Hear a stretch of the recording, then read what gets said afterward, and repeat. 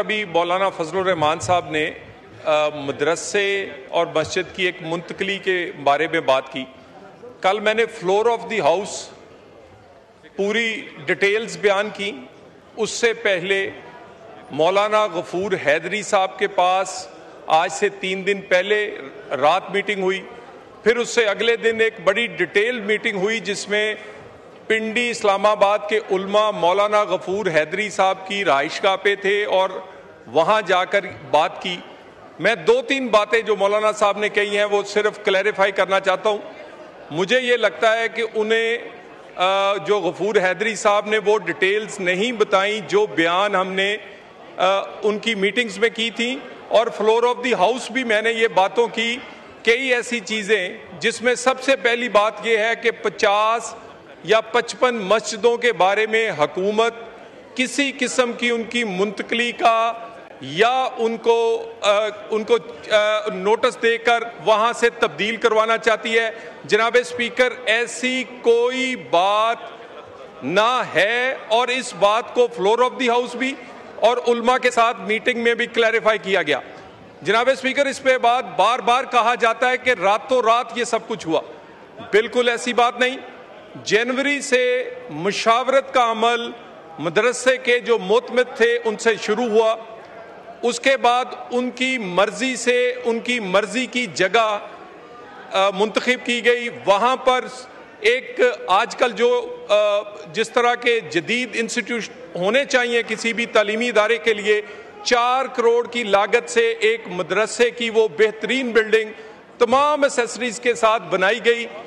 जब वो जुलाई में मुकम्मल हुई तो जुलाई के आखिरी हफ्ते में वहाँ से 185 तलबा, उनके मुंतज़म, उनके उस्तादा खुद शिफ्ट हुए और शिफ्ट होते हुए उन्हें कहा गया कि वो वहाँ से कोई भी चीज़ ले जाना चाहते हैं जिसमें उन्होंने हर कारआमद चीज़ वो कोई दरवाजे थे, खिड़कियाँ थीं, कोई पंखे थे, हर वो लेकर गए साथ को। उसके बाद जब उसको मुनहदम करने का आगाज़ किया गया तो जनाब स्पीकर, एक बड़ी अहम बात की तरफ मैं निशानदेही कर रहा हूँ कि उस मौके पे उलमा इकराम मौजूद थे और उसके बाद वो वहाँ से मुनहदम करने के बाद जिस एहतराम के साथ किसी मदरसे या मस्जिद को मुंतकिल किया जा सकता है, उन तमाम पैरामीटर्स का ख्याल करते हुए वो उलमा की मौजूदगी में वो सारा अमल किया गया।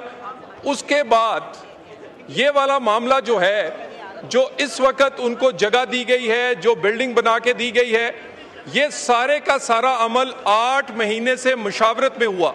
ना रातों रात हुआ, ना बगैर मुशावरत के हुआ, ना इसमें जो एक मदरसे और मस्जिद का एहतराम है उसको पूरे का पूरा मुलहुज़े खातर रखा गया।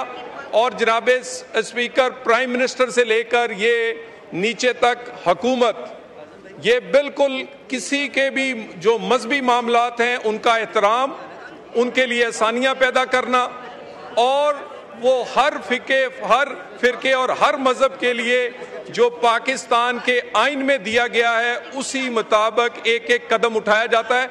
और मजहबी मामलात में तो हम बहुत ही मोहतात हैं। तो मेरी गुजारिश ये है कि मौलाना साहब को ब्रीफ नहीं किया गया उनकी जो जमात की तरफ से, जो उन्होंने बातें की हैं ऐसी कोई बात नहीं। आज फिर इसकी एक और मीटिंग होनी है, 48 आवर्स की बात की थी, यकीनन एक मुशावरत के अमल के लिए, बाकी स्टेक होल्डर्स को ऑन बोर्ड लेने के लिए। आज फिर मैंने उनकी सीट पे जाके उनसे गुजारिश की कि असर के बाद तक, मगरिब तक हम आपके पास हाजिर होते हैं। इस मामले को इंशाअल्लाह ताला किसी के जज्बात को ठेस पहुंचाए बगैर ये हमारी जिम्मेदारी है और हमने पहले भी अदा की है। इससे मजीद इसमें कोई कमी कताई होगी तो वो उसको ठीक करके ये अदा करेंगे। जी, सैयद नवीद कमर साहब। सैयद नवीद कमर। अभी मौलाना फजलुर रहमान साहब ने मदरसे और मस्जिद की एक मुंतकली के बारे में बात की। कल मैंने फ्लोर ऑफ द हाउस पूरी डिटेल्स बयान की। उससे पहले मौलाना गफूर हैदरी साहब के पास आज से 3 दिन पहले रात मीटिंग हुई। फिर उससे अगले दिन एक बड़ी डिटेल मीटिंग हुई जिसमें पिंडी इस्लामाबाद के उल्मा मौलाना गफूर हैदरी साहब की रहाइशगाह पे थे और वहाँ जाकर बात की। मैं 2-3 बातें जो मौलाना साहब ने कही हैं वो सिर्फ क्लैरिफाई करना चाहता हूँ। मुझे ये लगता है कि उन्हें जो गफूर हैदरी साहब ने वो डिटेल्स नहीं बताई जो बयान हमने उनकी मीटिंग्स में की थी, और फ्लोर ऑफ द हाउस भी मैंने ये बातों की कई ऐसी चीज़ें जिसमें सबसे पहली बात यह है कि 50 या 55 मस्जिदों के बारे में हुकूमत किसी किस्म की उनकी मुंतकली का या उनको नोटिस देकर वहाँ से तब्दील करवाना चाहती है। जनाब स्पीकर, ऐसी कोई बात ना है, और इस बात को फ्लोर ऑफ द हाउस भी और उल्मा के साथ मीटिंग में भी क्लैरिफाई किया गया। जनाब स्पीकर, इस पे बात बार बार कहा जाता है कि रातों रात ये सब कुछ हुआ। बिल्कुल ऐसी बात नहीं। जनवरी से मुशावरत का अमल मदरसे के जो मोतमिद थे उनसे शुरू हुआ, उसके बाद उनकी मर्जी से उनकी मर्जी की जगह मुंतखब की गई। वहाँ पर एक आजकल जो जिस तरह के जदीद इंस्टीट्यूट होने चाहिए किसी भी तालीमी इदारे के लिए, 4 करोड़ की लागत से एक मदरसे की वो बेहतरीन बिल्डिंग तमाम एसेसरीज के साथ बनाई गई।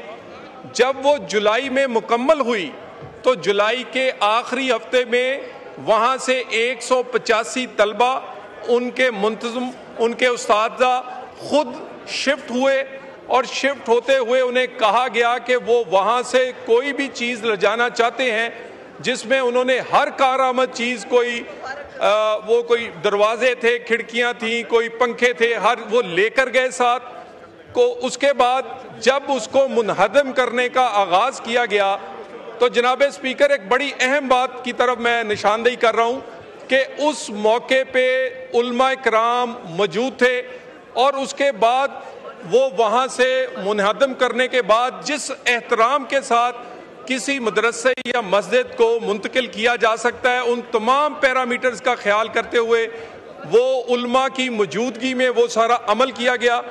उसके बाद ये वाला मामला जो है, जो इस वक्त उनको जगह दी गई है, जो बिल्डिंग बना के दी गई है, ये सारे का सारा अमल 8 महीने से मुशावरत में हुआ।